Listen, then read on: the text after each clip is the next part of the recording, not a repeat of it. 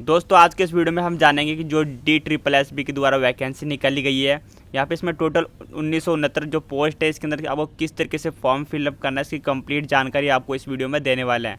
मैं आपको यहाँ पे रजिस्ट्रेशन से लेकर आपको कंप्लीट प्रिंट तक कंप्लीट जानकारी आपके साथ शेयर करूँगा। और इस वीडियो में हम रजिस्ट्रेशन से लेकर प्रिंट तक कंप्लीट जानकारी आपके साथ शेयर करने वाले हैं और मैं आपको लाइव फॉर्म भर के बताने वाला हूँ। तो चलिए इस वीडियो को स्टार्ट करते हैं। तो दोस्तों इसमें फॉर्म भरने का लिंक दोस्तों इस वैकेंसी का अप्लाई लिंक आपको इस वीडियो के डिस्क्रिप्शन में मिल जाएगा। लेकिन इसके अंदर फॉर्म भरने से पहले इस वैकेंसी की कंप्लीट आपको जानकारी होनी चाहिए, उसका कंप्लीट नोटिफिकेशन आपको पढ़ना है। ये इसका ऑफिशियल नोटिफिकेशन है, इसका लिंक भी आपको इस वीडियो के डिस्क्रिप्शन में मिल जाएगा या फिर आप इसकी ऑफिशियल वेबसाइट पर आकर डाउनलोड भी कर सकते हैं। तो इस वैकेंसी की जानकारी मैं आपको बहुत ही अच्छी तरीके से बहुत ही कम समय पहले आपको बता देता हूँ कि इसमें कितनी वैकेंसी है, किस तरह के सिलेक्शन प्रोसेस रहेगा, क्या क्वालिफिकेशन है। तो ये वैकेंसी DSSB यानी कि Delhi subordinate service selection commission के द्वारा वैकेंसी निकाली गई है। टोटल 1979 पोस्ट है, इसकी जॉब लोकेशन दिल्ली में रहेगी। एप्लीकेशन फॉर्म ऑनलाइन फिल किए जाएंगे और इसकी जो इम्पोर्टेंट डेट की बात की, जो इसका ऑफिशियल नोटिफिकेशन है 1 जून को ही रिलीज़ हो गया था और हमने उस पर वीडियो भी बना दिया था कि क्या क्वालिफिकेशन है। और इसके एप्लीकेशन फॉर्म 16 जून से लेकर 15 जुलाई तक फॉर्म फिलअप किए जाएंगे। और अभी एग्ज़ाम डेट अनाउंसमेंट नहीं की गई है, जैसे इसकी एग्ज़ाम डेट आएगी तो आपको उसके बारे में भी अपडेट किया जाएगा। इसके लिए आप हमारे यूट्यूब चैनल को सब्सक्राइब करके बेल आइकन जरूर प्रेस करें। एप्लीकेशन फ़ीस जनरल OBC के लिए 100 रुपये फ़ीस रहेगी और SC/ST के लिए कोई एप्लीकेशन फ़ीस नहीं है और फीमेल कैंडिडेट भी फ्री ऑफ कॉस्ट अप्लाई कर सकते हैं। और इसके अंदर जो क्वालिफ़िकेशन है, तो यहाँ पे अलग अलग पोस्ट वाइज वैकेंसीज है और उसी वाइज यहाँ पे क्वालिफ़िकेशन है। तो सबसे पहले हम यहाँ पे क्वालिफ़िकेशन भी देख देते हैं शॉर्टकट में। तो यहाँ पे कई सारी पोस्ट है, TGT कंप्यूटर साइंस के अंदर भी काफ़ी सारी पोस्ट है।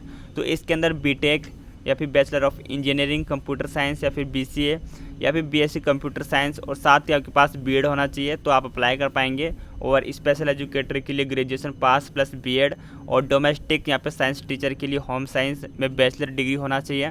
और IT असिस्टेंट ग्रेड A के लिए कंप्यूटर साइंस या फिर IT डिग्री या डिप्लोमा आपके पास होना चाहिए। और जूनियर साइंटिफिक असिस्टेंट जैसे साइबर फॉरेंसिक के लिए कंप्यूटर साइंस या फिर IT कंप्यूटर इंजीनियरिंग या फिर मास्टर या आपके पास बैचलर डिग्री होना चाहिए। और जूनियर साइंटिफिक असिस्टेंट बायोलॉजी के अंदर बायोलॉजी और फिर बायोटेक और फिर माइक्रोबायोलॉजी टेक आदि में MSc होना चाहिए। और ब्लास्टिक्स में या फिजिक्स या फोरेंसिक साइंस में MSc होना चाहिए। और लेबोरेटरी और टेक्निकल यहाँ पे पोस्ट जैसे यहाँ पे ITI ट्रेड संबंधित ट्रेड से और जो लेबोरेटरी टेक्निकल पोस्ट है इसमें संबंधित ट्रेड में डिप्लोमा डिग्री होना चाहिए। और लिफ्ट ऑपरेटर के लिए यहाँ पे सभी 10वीं 12वीं पास और साथ ही आपके पास ITI का ट्रेड सर्टिफिकेट होना चाहिए या फिर आपके पास कुछ पोस्ट के लिए यहाँ पे एक्सपीरियंस भी मांगा गया है। तो चलिए अब बात करते हैं किस तरीके से फॉर्म भरना है और इसकी और भी कंप्लीट जानकारी जब आप इसके ऑफिशियल नोटिफिकेशन में आएंगे तो आपको यहाँ पर हर पोस्ट वाइज यहाँ पे इस तरीके से यहाँ पे जैसे ये पोस्ट हो गई, इसका पोस्ट कोड, डिपार्टमेंट और नीचे आपको इस क्वालिफिकेशन में कंप्लीट डिटेल्स आपको यहाँ पे देखने को मिलेगी। तो हर वैकेंसी की यहाँ पे स्पेशल यहाँ पे एजुकेशन यहाँ पे बताई गई है, तो इसे कंप्लीट आपको देख लेना है। और इसके बाद इसमें एज लिमिट की बात करें तो इसके अंदर मिनिमम आपकी 18 और मैक्सिमम 37 ईयर एज है, तो आप इसके अंदर आवेदन कर पाएंगे। और इसके अंदर जो आपका सिलेक्शन प्रोसेस है तो इसमें 1 टियर एग्जामिनेशन, फिर 2 टियर एग्जामिनेशन, इसके बाद स्किल टेस्ट लिया जाएगा और फिर डॉक्यूमेंट वेरिफिकेशन, मेडिकल एग्जामिनेशन के बाद फाइनली आपका सिलेक्शन किया जाएगा। और सैलरी की बात करें तो यहाँ पे जो ग्रुप B की पोस्ट है इसमें जो आपकी सैलरी है उसका लेवल 6 से लेकर 7 तक। और यहाँ पे जूनियर साइंटिफिक असिस्टेंट के लिए 29,200 से लेकर 92,300 रुपये तक सैलरी है। और IT असिस्टेंट ग्रेड A के लिए यहाँ पर 25,500 रुपये लेकर 81,100 रुपये तक सैलरी है। और TGT पोस्ट है जिसके अंदर 44,900 रुपये से लेकर 1,42,400 रुपये तक सैलरी है। और स्पेशल एजुकेटर प्राइमरी के लिए यहाँ पर 35,400 रुपये से लेकर 1,12,400 रुपये तक आपकी सैलरी रहने वाली है। चलिए अब बात करते हैं किस तरीके से फॉर्म भरना है, ये थी इसकी कंप्लीट डिटेल्स। और अगर आप इसके अंदर एलिजिबल हैं तो आपको इसमें ज़रूर अप्लाई करना चाहिए। अब अप्लाई का प्रोसेस हम आपको बताने वाले हैं। तो जैसे आप इसकी ऑफिशियल वेबसाइट पर आएंगे तो सबसे पहले आपको यहाँ पर रजिस्ट्रेशन करना होगा। अगर आपने पहले से रजिस्ट्रेशन कर रखा है तो आप लॉगिन पर क्लिक करके डायरेक्ट यहाँ पे लॉगिन कर पाएंगे। तो सबसे पहले हम यहाँ पे एक रजिस्ट्रेशन कर लेते हैं और इसके बाद आपको यहाँ पे जो भी जितने बेसिक डिटेल्स हैं इन सभी को आपको एक एक करके फिल करना है। तो सबसे पहले यहाँ पर आपको एप्लीकेंट का यहाँ पे नाम फिल कर देना है और नीचे भी आपको री एंटर एप्लीकेंट नेम, यहाँ पे आपको दोबारा से यहाँ पे एप्लीकेंट का नाम अपना यहाँ पे नाम फिल कर देना है, ताकि अगर आपकी स्पेलिंग मिसमैच होती है तो आपको यहीं पे पता चल जाएगा। और फिर यहाँ पे डेट ऑफ बर्थ आपको 10th की मार्कशीट के अकॉर्डिंग अपने डेट ऑफ बर्थ को यहाँ पे सेलेक्ट करना है, और इस तरीके से आपको कैलेंडर चूज़ करना है। फिर यहाँ पे मंथ और फिर डेट, इस तरीके से आपको यहाँ पर अपनी डेट ऑफ बर्थ को सेलेक्ट करना है। और फिर आपको ये दोबारा री एंटर डेट ऑफ बर्थ दोबारा से आपको चूज़ करना है। जल्दी से हम चूज़ कर लेते हैं। तो इस तरीके से हमने यहाँ पे दोनों डेट ऑफ बर्थ को भी चूज़ कर लिया है। और इसके बाद enter roll number of the 10th class. अब आपको यहाँ पे 10th क्लास का रोल नंबर एंटर करना है, और यहाँ से दोबारा आपको यहाँ पर अपना रोल नंबर एंटर करना है। यहाँ पे हर चीज़ आपको 2 बार यहाँ पे आपसे डाटा लिया जाएगा वेरीफाई करने के लिए, क्योंकि कई बार ऐसा होता है कि हम जल्दीबाजी में अपनी स्पेलिंग गलत कर देते हैं या कोई नंबर डिजिट गलत कर देते हैं, तो उसी को यहाँ पे वेरीफाई करने के लिए बार बार से आप हर चीज़ की जानकारी 2 बार पूछी जाएगी। और इसके बाद यहाँ पर select year passing of year. अब आपको जिस साल में आपने अपना 10th पास किया है उस साल को आपको यहाँ पे सेलेक्ट करना है।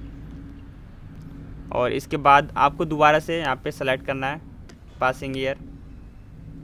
और इसके बाद सिलेक्ट जेंडर। अब आपको यहाँ पे अपना मेल फीमेल आप जिस कैटेगरी से आते हैं उस अपने अकॉर्डिंग यहाँ पर अपने जेंडर को सेलेक्ट करना है, और दोबारा से आपको अपने जेंडर को सेलेक्ट करना है। इसके बाद नेशनलिटी के अंदर आपका इंडियन रहने देना है। और अब यहाँ पे आपको अपना फादर नेम यहाँ पे लिखना होगा। और यहाँ पे देख सकते हैं कि हमने कुछ इनपुट गलत दिया, तो यहाँ पे हमें मिसमैच आ गया है। तो हम यहाँ पे चेक कर लेते हैं क्या मिसमैच है। तो मैंने एक स्पेस एक्स्ट्रा दे दिया था, तो उसी के बारे में यहाँ पे एक एरर आ गया था। तो इस तरीके से जब भी आप इसमें गलती करेंगे तो आपको तुरंत यहाँ पे एरर देखने को मिल जाएगा, और आप तुरंत यहाँ पे सुधार कर सकते हैं। और इसी तरीके से यहाँ पे आपको यहाँ पे मदर नेम भी फिल कर देना है। यहाँ पे हमने मदर नेम और यहाँ पे सपोज यानी कि पति या पत्नी का नाम। और इसके बाद इसे आप अनमेरिड हैं तो आप इसे छोड़ सकते हैं, क्योंकि आप देख सकते हैं कि यहाँ पर रेड मार्क नहीं है। और इसके बाद यहाँ पर मोबाइल नंबर आपको यहाँ पे अपना 10 डिजिट का मोबाइल नंबर यहाँ पे आपको देना होगा। और इसके बाद दोबारा से अपना मोबाइल नंबर एंटर करना है। इसके बाद यहाँ पे ईमेल आईडी, और ईमेल आईडी वही देना है जो कि पहले से कोई ऑलरेडी इसमें एग्जिस्ट नहीं हो, किसी नंबर से या फिर आपने किसी ईमेल आईडी से पहले से इसमें आईडी बना रखी है, तो उससे आपका यहाँ पे वो इसमें नहीं लिया जाएगा। आपका एक फ्रेश ईमेल आईडी होना चाहिए। और तो चलिए यहाँ पर आपको ईमेल आईडी और दोबारा यहाँ पे 2 बार फिल करना है ईमेल आईडी। इसके बाद यहाँ पर आपको गेट OTP पे क्लिक करना है, तो आपके मोबाइल नंबर और आपके जीमेल पे दोनों पे OTP जाएगा, उसे यहाँ पे फिल करके वेरीफाई करना होगा। और इसके बाद अब आपको आइडेंटिटी प्रूफ डिटेल्स यहाँ पे देनी है। तो यहाँ पे सबसे पहले पूछा गया कि क्या आपके पास आधार कार्ड है। अगर आपके पास नहीं है तो आप यहाँ पे नो पे भी क्लिक कर सकते हैं। और इसके बाद यहाँ पे अगर इस आधार कार्ड के अलावा कोई और भी आपके पास डॉक्यूमेंट अवेलेबल है तो उस डॉक्यूमेंट से भी आप यहाँ पे ID वेरिफिकेशन कर सकते हैं। तो अभी हम यहाँ पे आधार कार्ड को ही चूज़ कर लेते हैं, और क्योंकि आधार कार्ड थोड़ा इजी प्रोसेस होता है और आगे वेरिफिकेशन में भी काफ़ी इजी रहता है। और तो यहाँ पे आपको अपना आधार नंबर यहाँ पे फिल कर देना है। अब यहाँ पे आपको एंटर आधार नंबर, अपने 12 डिजिट का आधार नंबर आपको यहाँ पे एंटर करना है। दोनों आपको दोबारा यानी कि 2 बार हर चीज़ डिटेल्स 2 बार आपको देनी है। इसके बाद एंटर नेम एज़ पर आधार, जो भी आपका नाम है आधार कार्ड पे प्रिंट है उसी को यहाँ पर आपको पूरा नाम लिखना है यहाँ पे। और इसके बाद अब आपको यहाँ पे पासवर्ड क्रिएट करना है। पासवर्ड क्रिएट करने के लिए यहाँ पे कुछ इंस्ट्रक्शन है कि जो पासवर्ड क्रिएट करेंगे तो आपको यहाँ पर अपर केस और लोअर केस और डिजिटल और स्पेशल कैरेक्टर, इस तरीके से आपको इसमें कोई भी स्पेशल कैरेक्टर यूज़ करके पासवर्ड को बनाना है। तो थोड़ा स्ट्रॉन्ग पासवर्ड होना चाहिए। तो हमने यहाँ पे पासवर्ड भी क्रिएट कर लिया है। इसके बाद यहाँ पे अंडरटेकिंग वाले ऑप्शन पे क्लिक करके दोबारा नीचे यहाँ पे इस पर भी क्लिक करना है, और आपको यहाँ पर एक बार प्रीव्यू कर लेना है। फिर उसके बाद सबमिट पर क्लिक करना है आपको। सबमिट करने के बाद इसमें इस तरीके से आपको एक मैसेज आ जाएगा, you are successfully registered on DSSB। आपको यहाँ पे आपका रजिस्ट्रेशन नंबर मिल जाएगा। आप इसे स्क्रीनशॉट या फिर सेव करके आपको जरूर रखना है। और आपको यही डिटेल्स आपके मोबाइल नंबर और आपको ईमेल के थ्रू मैसेज भेज दिया गया है। आपके जीमेल पे आपका रजिस्ट्रेशन नंबर और पासवर्ड भी आपको वहाँ पे भेज दिया जाएगा, तो उसी से आपको अब लॉगिन करना होगा। इसके बाद हम यहाँ पे इसका रजिस्ट्रेशन नंबर कॉपी कर लेते हैं, और इसके बाद आपको प्रोसीड वाले ऑप्शन पे क्लिक करना है। अब यहाँ पे आने के बाद क्लिक टू साइन इन पे क्लिक करेंगे, और यहाँ पर आप अपनी डेट ऑफ बर्थ और 10th के रोल नंबर और पासिंग ईयर और पासवर्ड को यूज़ करके आप यहाँ पे लॉगिन कर सकते हैं। तो इस तरीके से आप अपनी बेसिक डिटेल्स को डाल के यहाँ पर आपको लॉगिन कर लेना है। लॉगिन करने के बाद आपको अपना नाम, रजिस्ट्रेशन नंबर और आपकी कुछ डिटेल्स और आपको यहाँ पे शो हो जाएगी। अगर इसमें से कोई भी आप चेंजेस करना चाहते हैं तो चेंज करके मॉडिफाई पे आप क्लिक कर सकते हैं। और अब आपको यहाँ पे फॉर्म फिलअप करने के लिए यहाँ पे लिखा है apply for a new application, आपको इस पर क्लिक करना है। और जैसे इस पर क्लिक करेंगे तो आपके सामने इसमें जितनी वैकेंसीज हैं वो सभी उनका नाम और उसके आगे यहाँ पर अप्लाई नाउ का ऑप्शन आपको मिल जाएगा। और यहाँ पर एप्लीकेशन फी और एप्लीकेशन फीस भी आपको यहाँ पर शो हो रही है और इसकी ओपनिंग डेट और क्लोजिंग डेट भी आपको यहाँ पर शो हो जाएगी। आप जिस पोस्ट के लिए एलिजिबल हैं उस पोस्ट के लिए आगे आपको अप्लाई लिंक मिलेगा और उसके आगे आपको अप्लाई नाउ पर क्लिक करना है। अब इसके बाद आपको यहाँ पर application of the post lift operator, जिस पोस्ट के लिए आप आवेदन करेंगे उस पोस्ट का नाम और उस पोस्ट का कोड आपको यहाँ पे शो हो जाएगा। और यहाँ पे आपकी जो अपने बेसिक डिटेल्स अभी आपने OTR के थ्रू यानी रजिस्ट्रेशन के थ्रू दी थी वो सभी आपको यहाँ पे शो हो जाएगा। उसके बाद अब आपको यहाँ पर अपना प्रेजेंट एड्रेस फिल करना है। इस बॉक्स में आपको कंप्लीट एड्रेस फिल करना है और अपने एरिया का पिन कोड, और आपका परमानेंट एड्रेस और करंट एड्रेस दोनों सेम है तो इस चेक बॉक्स को क्लिक करना है। तो यहाँ पे दोनों में आपने जो एड्रेस फिल किया है वो ऑटोमेटिक फिल हो जाएगा। इसके बाद अपनी कैटेगरी को सिलेक्ट करना है। यहाँ पे सिलेक्ट इस पर क्लिक करेंगे। यहाँ पे UR यानी कि जनरल कैटेगरी, अगर आप जिस SC ST OBC जिस कैटेगरी से आते हैं उससे आप जिस कैटेगरी से आते हैं अपनी कैटेगरी को सेलेक्ट करना है। हम यहाँ पे जनरल यानी कि अनरिजर्व कैटेगरी को यूज़ करके फॉर्म फिलअप करने वाले हैं। अब इसके बाद अगर आप यहाँ पे डिसेबल है या फिर पहले से आप गवर्नमेंट जॉब में है या एक्स सर्विस मैन है तो उस कैटेगरी को आप सिलेक्ट कर सकते हैं।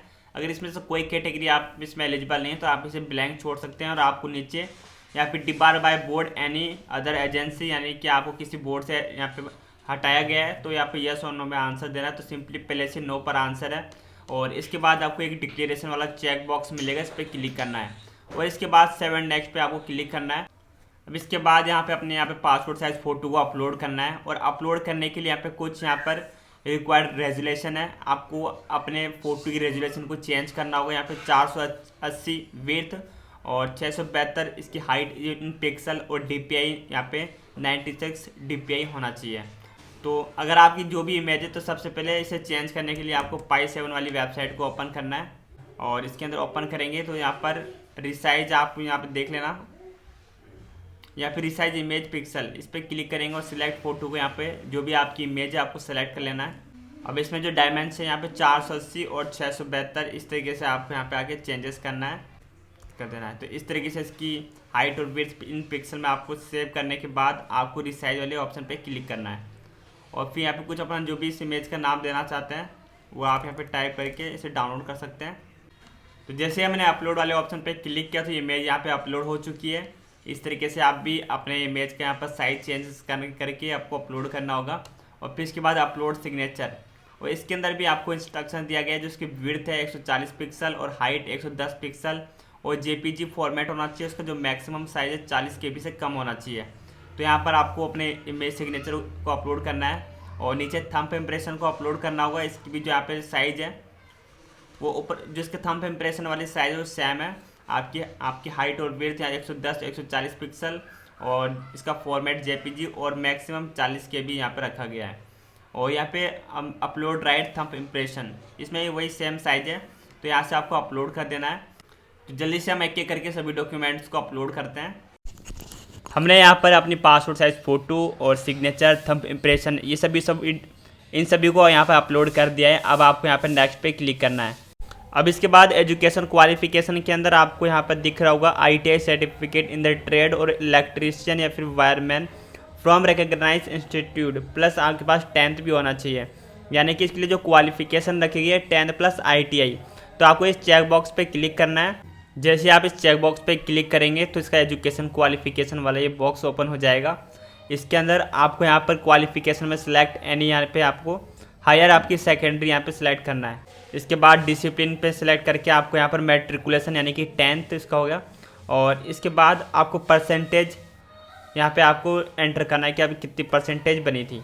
और इसके बाद अपने स्टेट को सेलेक्ट करना है, आप जिस बोर्ड से आपने एग्ज़ाम दिया है। उसके बाद यूनिवर्सिटी फिर बोर्ड का नाम, यानी कि आपको अपने स्टेट का वो बोर्ड का नाम लिखना है। राजस्थान से तो यहाँ पर राजस्थान स्टेट बोर्ड का नाम आ जाएगा यहाँ पर।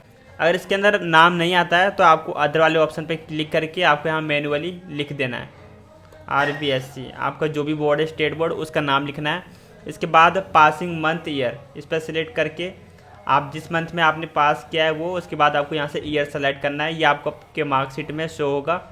और इसके बाद इंसर्ट पे क्लिक करना है तो ये आपका डाटा ऐड हो जाएगा। इसके बाद ऐड वाले ऑप्शन पे क्लिक करके आपको एक कॉलम और ऐड करना है। अब इसके अंदर यहाँ पे सिलेक्ट यानी यहाँ पे सर्टिफिकेट के अंदर आपको यहाँ पर मेंशन करना है। अब इसके अंदर आपको IIT वाला जो सर्टिफिकेट है उसकी डिटेल्स देनी है। इसके अंदर आपकी कितनी परसेंटेज बनी थी वो भी आपको बता देना है। इसके बाद आपने किस इंस्टीट्यूट यानी किस स्टेट से किया है अपना IITI वो बताना है। यहाँ पे बोर्ड को सिलेक्ट करना है। तो अदर पे क्लिक करके यहाँ पर आप अपना मैनुअली जो भी आपका बोर्ड है वो आप यहाँ पे लिख सकते हैं। और इसके बाद यहाँ पे मंथ और ईयर को सिलेक्ट करना है कि आपने कब अपना IITI कंप्लीट किया था। इसके बाद यहाँ पे दोबारा इंसर्ट वाले ऑप्शन पे क्लिक करेंगे तो आप यहाँ पे देख सकते हैं कि आप यहाँ पे 10th और यहाँ पे IITI सर्टिफिकेट दोनों ऐड हो चुका है। इसके बाद do you want to final save इस पर क्लिक करना है। ओके पे क्लिक करेंगे तो हमारा डाटा सेव हो चुका है। अब आपको नेक्स्ट पे क्लिक करना है। तो आपके सामने कुछ इस तरह का यहाँ पे इंटरफेस ओपन हो जाएगा, आपका प्रीव्यू देखने को मिलेगा। उस चेकबॉक्स पे क्लिक करना है। तो अगर आपको इसमें कोई भी डिटेल्स आपको लगती है कि अधूरी है तो आप यहाँ पे पर्सनल डिटेल्स यहाँ से एडिट कर पाएंगे और अपनी फ़ोटो, सिग्नेचर और क्वालिफ़िकेशन को यहाँ से आप एडिट कर सकते हैं।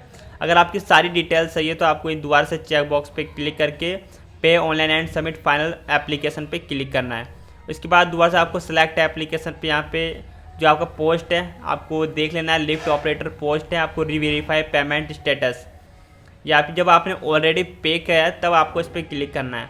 अगर आपने पेमेंट नहीं किया तो आपको पे ऑनलाइन पे क्लिक करना है और आपके सामने आपका यहाँ पर जो अमाउंट है वो आपको शो हो जाएगा और चेक बॉक्स पे क्लिक करना है और पे नाउ पर क्लिक करना होगा।